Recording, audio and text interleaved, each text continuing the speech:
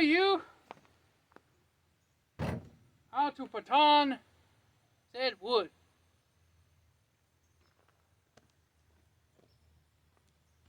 First, you want to find the flattest side, which happens to be this side since I cut it this way and not one ring around the fucking mulberry bush this way with an axe for 30 minutes. What seemed like 30 minutes, an hour.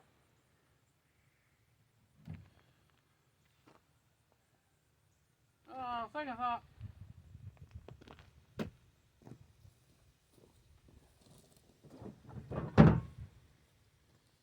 Best to have a piece of wood underneath this if you're doing it on a tailgate or any kind of hard, not dirt surface.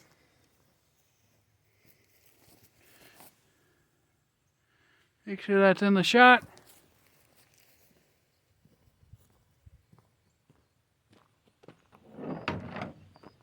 Pull that out of my way. Well, you set up said piece of wood. You put your batoning knife, or in this case sword, roughly in the middle of the wood. You're gonna baton like that. And then you start bashing on the sword blade. Okay, obviously this isn't sturdy enough, so I'm gonna have to do it on the ground.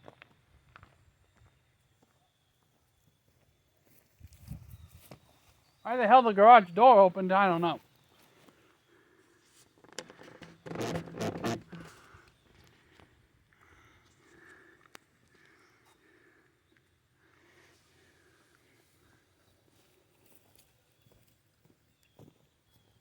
I want to spend time with you.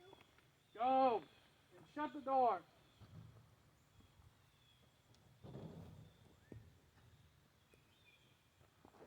Alright. See if my plank is in view.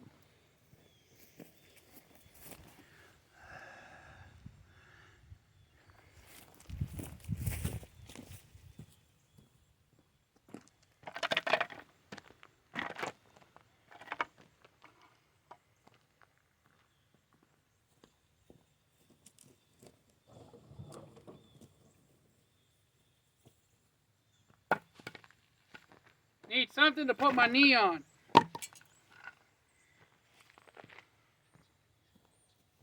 Generally, you'd be doing this in the dirt or on another piece of wood.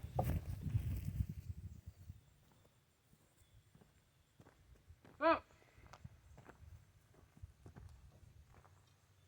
I said before,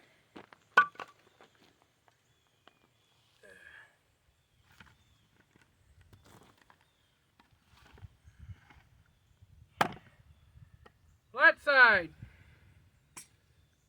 center of blade, and baton.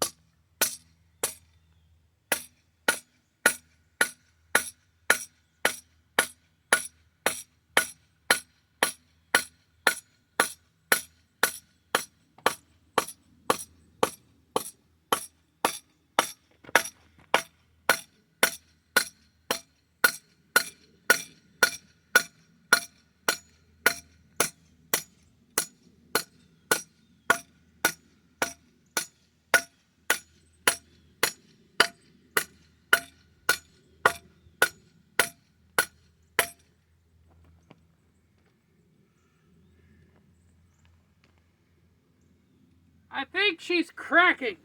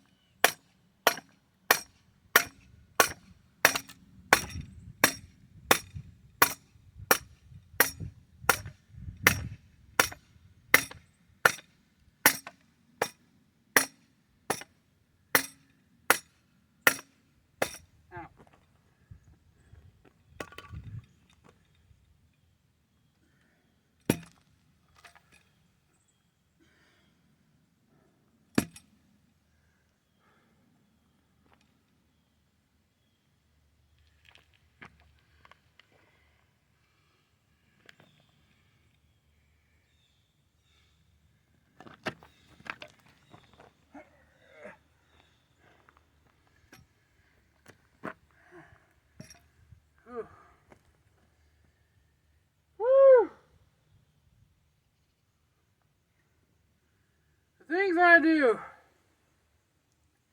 Make videos, eh? Okay.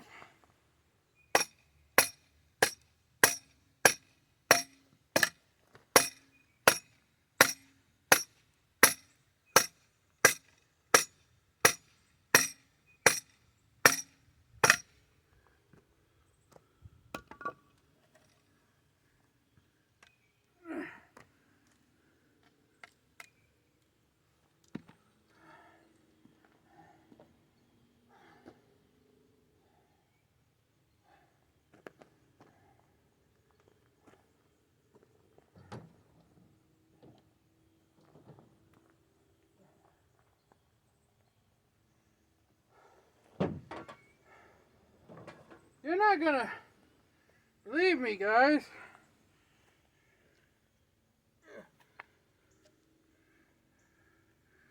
After attempting to baton a piece of wood this freaking thick,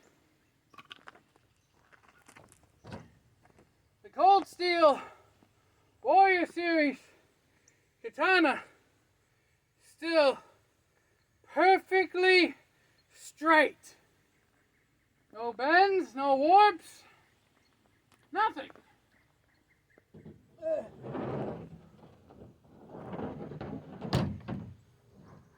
I guess that could attest to the Warrior O Katana's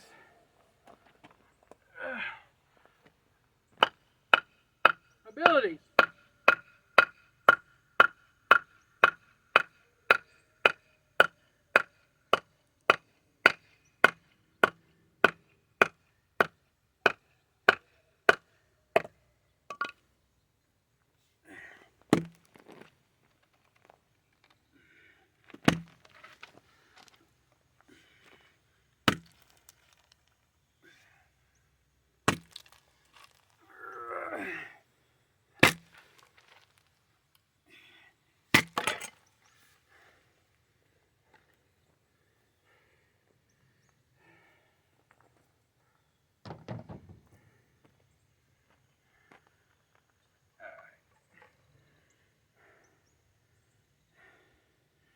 Let's try batoning with the O Katana again.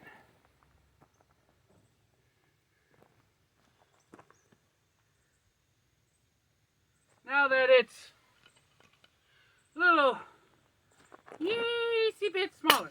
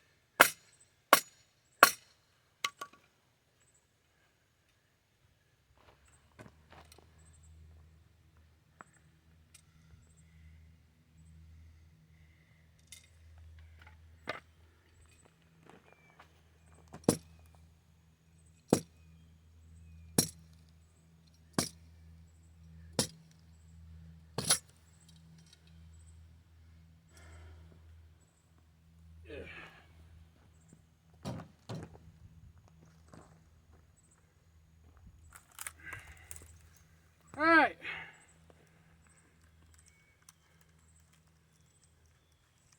So, we found out that the Warrior O Series katana is not a completely non-functional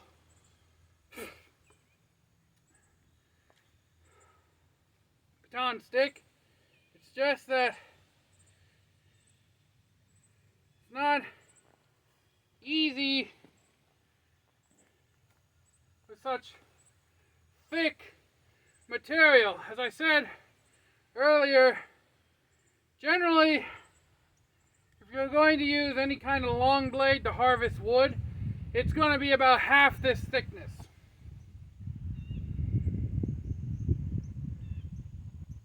But I still believe we can get this wood to pop apart using the Warrior Katana, which I think has proven itself as a bushcrafting blade.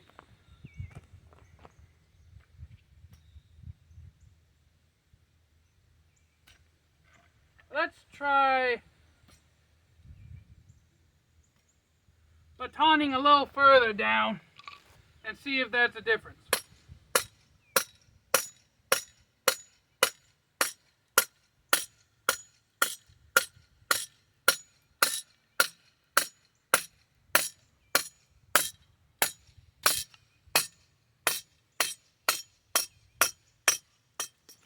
Okay, so that makes a very big difference. Batoning closer to the guard gave us this.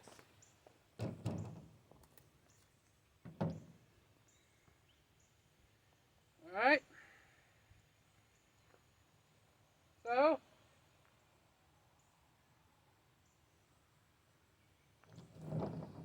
let's see what happens when we baton against the grain. Now this should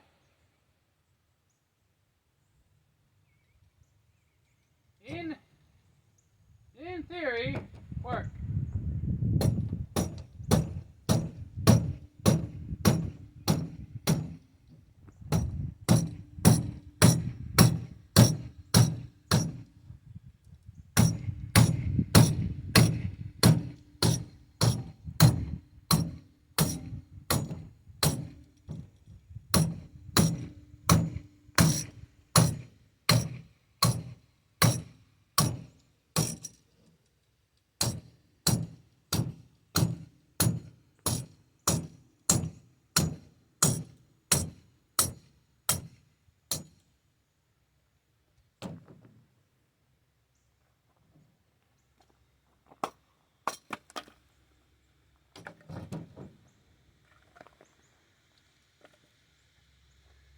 Very nice.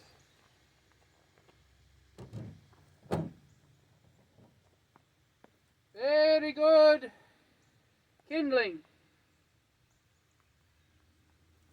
Yeah, this blade,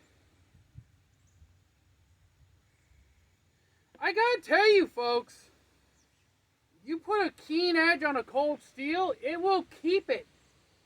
This hasn't felt like it dulled at all with how much chopping and batoning I've done to it. Blade is still perfectly straight. Nothing is more... Well, I take that back.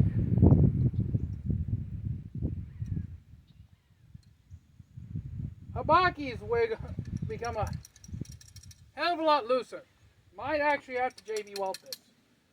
Or hopefully I'm not causing a massive crack beneath the tang and turning this thing into a helicopter of death, but it doesn't feel like there's any structural damage to it.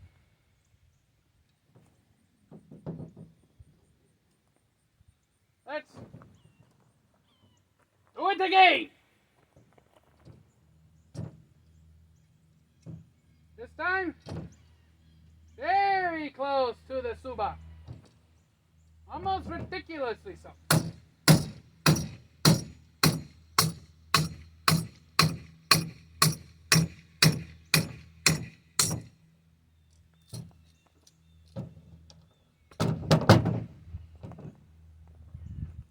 Holy beshitas! So, works best for batoning closer to the guard, where the sword is thickest. I should have realized that sooner. I'm a moron.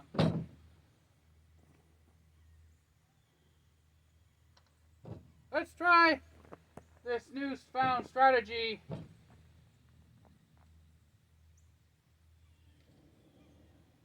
with the really thick piece.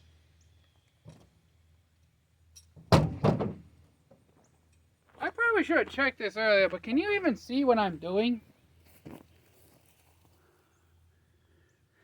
Okay, yeah.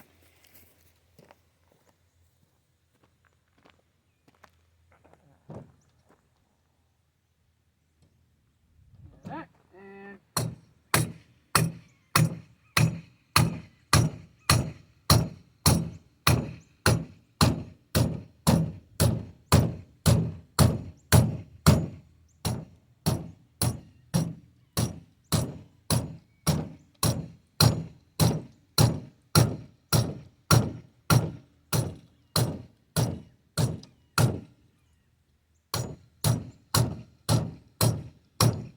I think I hit a knot.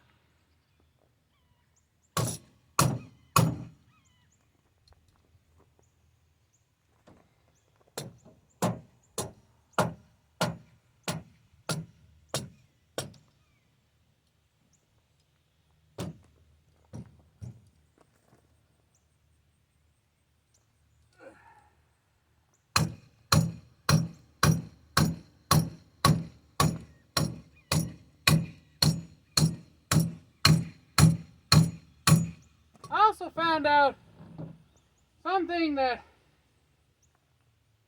I guess should be common knowledge, but you have to push down on the opposite side of the blade as you're smacking the fuck out of it.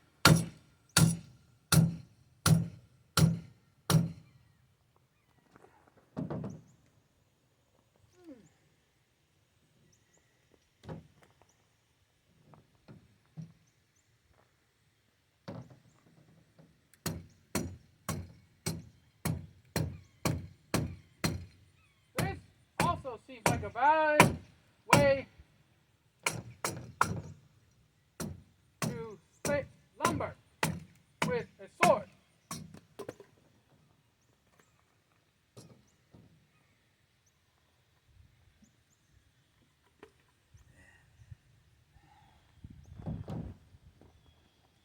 Keep in mind, I'm doing shit with this thing that most people will never do with a sword.